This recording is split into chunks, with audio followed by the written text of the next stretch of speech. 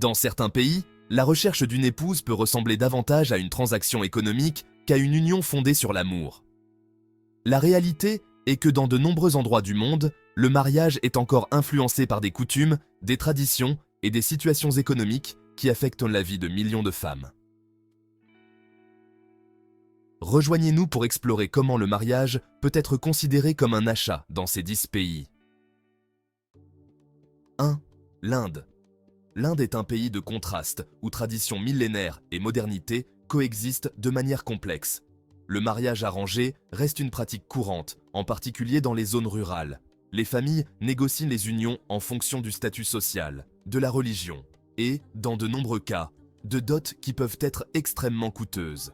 Dans certaines régions, le mariage peut coûter à peine 35 $, notamment dans les communautés pauvres où les familles considèrent l'union de leurs filles comme un moyen d'alléger le fardeau économique. Mais la réalité est plus complexe. De nombreuses femmes n'ont pas leur mot à dire dans ces décisions, et bien qu'elles puissent rester mariées toute leur vie, ce n'est pas toujours par choix. La pression sociale pour se marier jeune et le manque d'opportunités professionnelles sont des facteurs qui limitent l'indépendance de nombreuses femmes indiennes. Le pays est également confronté à des problèmes de genre, tels que l'infanticide féminin et la discrimination dans l'éducation et l'emploi. Bien que la modernisation et la mondialisation aient apporté des changements, les inégalités persistent. Certaines femmes considèrent le mariage avec des étrangers comme une opportunité d'échapper à ces restrictions et de trouver une vie plus libre et plus juste. 2. Les Philippines. Les Philippines sont connues pour être une destination prisée des hommes occidentaux cherchant des épouses par correspondance. Ici, de nombreuses femmes recherchent un partenaire étranger dans l'espoir d'améliorer leur situation économique et celle de leur famille. La pauvreté est un facteur prédominant dans de nombreuses régions du pays et le mariage avec un étranger est souvent perçu comme une voie de sortie. Les agences matrimoniales organisent des rencontres et des mariages entre des femmes philippines et des hommes étrangers, principalement des États-Unis et d'Europe. Bien que ces mariages puissent sembler consensuels, la dynamique de pouvoir est souvent inégale, les femmes considérant le mariage comme leur seul moyen d'échapper à la pauvreté. Les coûts pour les hommes intéressés par ces femmes varient, mais peuvent inclure les frais d'agence, les billets d'avion et l'hébergement, pour un total de plusieurs milliers de $. Il est important de noter que toutes les femmes qui épousent des étrangers ne le font pas pour des raisons économiques. Beaucoup recherchent une relation authentique et sont attirés par l'idée d'une vie dans un pays offrant de meilleures opportunités. Cependant, la réalité est que, dans de nombreux cas, le manque d'options les pousse à prendre des décisions difficiles.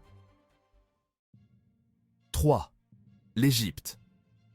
En Égypte, le mariage temporaire, connu sous le nom de Zawaj al-Misyar, est une pratique qui permet aux hommes d'épouser des jeunes femmes de manière temporaire, souvent pour des raisons financières. Bien que ce type de mariage ait des racines religieuses et culturelles, dans la pratique, il se transforme en un arrangement où les femmes sont utilisées puis abandonnées. Les mariages temporaires ne durent généralement que le temps que l'homme reste dans le pays, ce qui laisse les femmes dans une situation précaire lorsqu'ils prennent fin. Les femmes se retrouvent souvent divorcées et sans aucun soutien économique ou social. Ce type de pratique est plus courant dans les zones rurales, où la pauvreté est élevée, et où les familles considèrent ces unions comme un moyen d'obtenir des revenus à court terme. La dot moyenne pour ces mariages est d'environ 2000 $, une somme qui peut paraître importante pour les familles dans le besoin. Cependant, à long terme, les conséquences pour les femmes sont dévastatrices. Beaucoup sont abandonnés avec des enfants, sans ressources et avec un stigmate social qui rend difficile leur réintégration dans la communauté. 4. Le Vietnam. Le Vietnam est un autre pays où la recherche de mariage avec des étrangers a augmenté au cours des dernières décennies. Les femmes vietnamiennes sont connues pour leur dévouement à la fois à la famille et au travail. Elles assument souvent la double charge de s'occuper du foyer et de contribuer financièrement. Cette responsabilité et leur nature loyale les rendent attrayantes pour de nombreux hommes occidentaux en quête de stabilité dans un couple. Le coût de la recherche et de la rencontre d'une femme vietnamienne par le biais d'agences matrimoniales ou de sites de rencontres en ligne peut varier entre 800 et 2000 $, en fonction des frais de voyage et des tarifs de l'agence. De nombreuses femmes considèrent le mariage avec un étranger comme un moyen de s'assurer un avenir meilleur, non seulement pour elles-mêmes, mais aussi pour leur famille. Dans un pays où le revenu moyen est relativement bas, la perspective d'une vie à l'étranger est une motivation puissante. Bien que ces femmes soient prêtes à travailler dur pour leur famille, elles se retrouvent souvent dans des situations où leur loyauté et leur dévouement sont exploités. Les histoires de femmes vietnamiennes qui épousent des étrangers, puis sont abandonnées ou maltraitées, ne sont pas rares. Pourtant, beaucoup continuent de voir ces unions comme une chance d'améliorer leur vie. 5. La Corée du Sud. La Corée du Sud est confrontée à une crise démographique avec l'un des taux de natalité les plus bas au monde. Alors que les femmes coréennes se concentrent davantage sur leur carrière et retardent ou refusent le mariage, en particulier avec des hommes locaux, le nombre de mariages avec des étrangers a augmenté. Les hommes coréens, en particulier ceux des zones rurales, recherchent des épouses étrangères, souvent originaires de pays comme le Vietnam ou la Chine, car les femmes locales ne sont pas intéressées par ces mariages traditionnels. À leur tour, certaines femmes coréennes cherchent également à épouser des étrangers, recherchant un environnement plus égalitaire et des opportunités qu'elles ne trouvent pas toujours dans leur propre pays. Le coût pour rencontrer un partenaire étranger peut être élevé, avec des frais d'inscription sur les sites web et des voyages qui peuvent dépasser les $6 000. Malgré cela, hommes et femmes sont prêts à investir dans ces relations, à la recherche d'un avenir meilleur, libérés des contraintes sociales et culturelles de la Corée du Sud. 6. La Lettonie. La Lettonie, un petit pays balte, présente une importante disparité entre les sexes au sein de sa population, avec plus de femmes que d'hommes. Cette différence, associée à des problèmes économiques et sociaux, a conduit de nombreuses femmes à rechercher des partenaires à l'étranger. Malgré les progrès réalisés en matière d'égalité entre les sexes, la Lettonie est toujours confrontée à des défis tels que la violence domestique et les inégalités salariales, ce qui incite de nombreuses femmes à rechercher de meilleures opportunités en dehors de leur pays. Le marché des épouses par correspondance et les mariages avec des étrangers sont populaires en Lettonie. Les femmes lettonnes, connues pour leur taille et leur éducation, sont considérées comme des épouses idéales par de nombreux hommes occidentaux. Cependant, derrière cette image se cachent des réalités plus complexes. La recherche de la stabilité économique et de la sécurité pousse de nombreuses femmes à opter pour ces mariages, malgré les difficultés et les risques que cela comporte. La Malaisie est un pays diversifié avec un mélange de cultures malaisiennes, chinoises et indiennes. Bien qu'elle connaisse une croissance économique, il existe de grandes disparités entre les zones rurales et urbaines. Les femmes malaisiennes sont souvent confrontées à des attentes traditionnelles qui limitent leur développement personnel et professionnel, ce qui les conduit à rechercher des partenaires à l'étranger.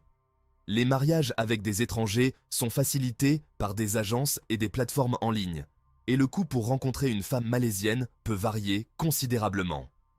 Nombre de ces femmes aspirent à une vie plus égalitaire et libre qu'elles ne pourraient avoir dans leur pays. Bien que ces unions puissent sembler volontaires, les contraintes économiques et sociales influencent souvent ces décisions. 8. La Bulgarie. En Bulgarie, en particulier au sein de la communauté Calais, existe une tradition unique et controversée, le marché aux épouses. Lors de cet événement, les jeunes femmes sont présentées à des époux potentiels et à leurs familles afin de négocier leur mariage. Bien que cette pratique puisse sembler archaïque, voire inhumaine, d'un point de vue moderne, pour cette communauté, elle est une tradition profondément ancrée. Les mariages sont négociés sur la base de l'apparence et de la virginité des femmes, et les prix peuvent varier de 750 à $1 300.